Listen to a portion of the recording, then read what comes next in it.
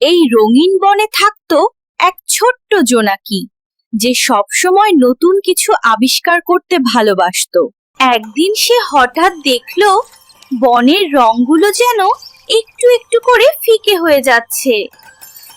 জোনাকি অবাক হয়ে ভাবলো, বনের রংগুলো এমন মলিন কেন হয়ে যাচ্ছে? সে ঠিক করলো রহস্যটা খুঁজে বের করতেই হবে। জোনাকি দেখলো ফুলগুলো ধীরে ধীরে তাদের রং হারাচ্ছে। সে অবাক হয়ে ভাবলো, পুরো বনটাই কেন ফ্যাকাশে হয়ে যাচ্ছে? কি হয়েছে তোমাদের? আকি পজিকে নাকবিহেটো দিলিবার দাদিটানো দেখিলে এসেকে। প্রজাপতিরা আসতে বলল, ওই গুহা থেকেই সমস্যা শুরু। জোনাকি সাহস করে গুহার দিকে উড়ে গেল। গুহার ভেতরে ঢুকে সে দেখলো রংগুলো বাতাসে ভাসছে। জোনাকি দেখলো রংগুলো বাতাসে ভাসছে, যেন কেউ এগুলো লুকিয়ে রেখেছে। হঠাৎ গুহার ভেতর এক ছায়া নড়তে শুরু করলো। জোনাকি সাহস করে বলল, কে সেখানে? এই রংগুলো এখন আমার। তুমি সব রং চুরি করেছো?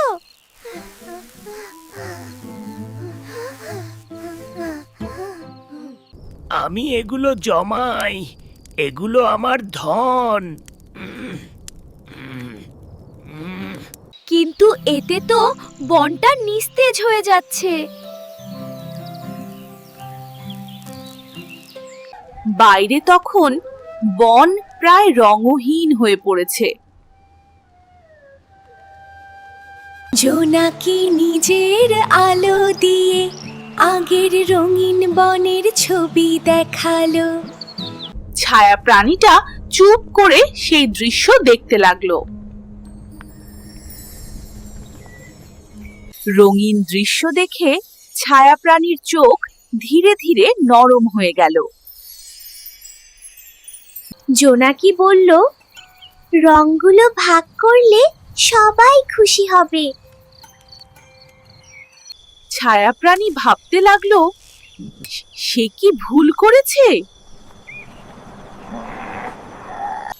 জারে বন্দি রংগুলো যেন মুক্তি চাইছে। অবশেষে সে জারের ঢাকনা খুলে দিল।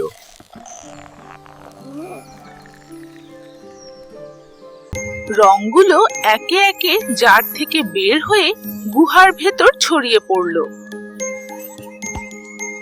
তারপর রংগুলো ধীরে ধীরে গুহা থেকে বের হয়ে বনের দিকে গেল। ট্রান্সক্রিপশন। কিছুক্ষণের মধ্যেই বন আবার আগের মতো রঙিন হয়ে উঠল। সব প্রাণী খুশি হয়ে জোনাকির দিকে তাকিয়ে রইল। ছায়া প্রাণীটাও চুপচাপ দাঁড়িয়ে দেখলো বন আবার সুন্দর হয়েছে। ট্রান্সক্রিপশন। ছায়া প্রাণী ধীরে ধীরে গুহা থেকে বাইরে এলো। রঙিন আলো তার গায়ে পড়তেই সে অবাক হয়ে গেল। এখন কেমন লাগছে? বেগুন দুল তেজের কাটা বাইটে দিয়ার দেখুনি ডাল বুদের তেমন লাগছে। সে চারদিকে তাকিয়ে শান্তভাবে বলল, ভালো লাগছে। বনের প্রাণীগুলো ধীরে ধীরে কাছে এগিয়ে এলো।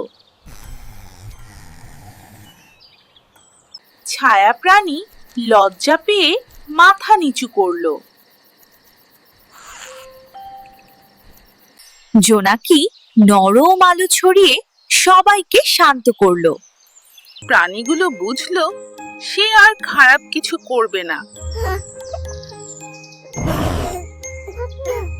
প্রথমবারের মতো ছায়া প্রাণী একটু হাসলো।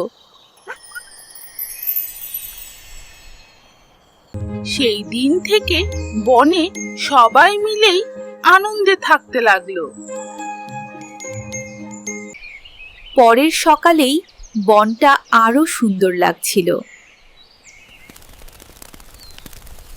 জোনাকি আকাশে উড়ে সবকিছু দেখে খুশি হলো। জোনাকি আকাশে উড়ে সবকিছু দেখে খুশি হলো। প্রাণীগুলো তার দিকে তাকিয়ে হাসলো।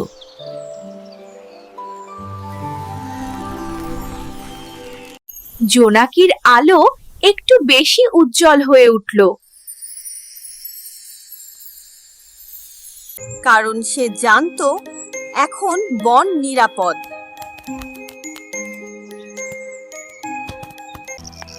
ছায়া প্রাণী শান্ত হয়ে বসে চারপাশ দেখছিল। জোনাকি কাছে এসে নরম স্বরে বলল, ধন্যবাদ।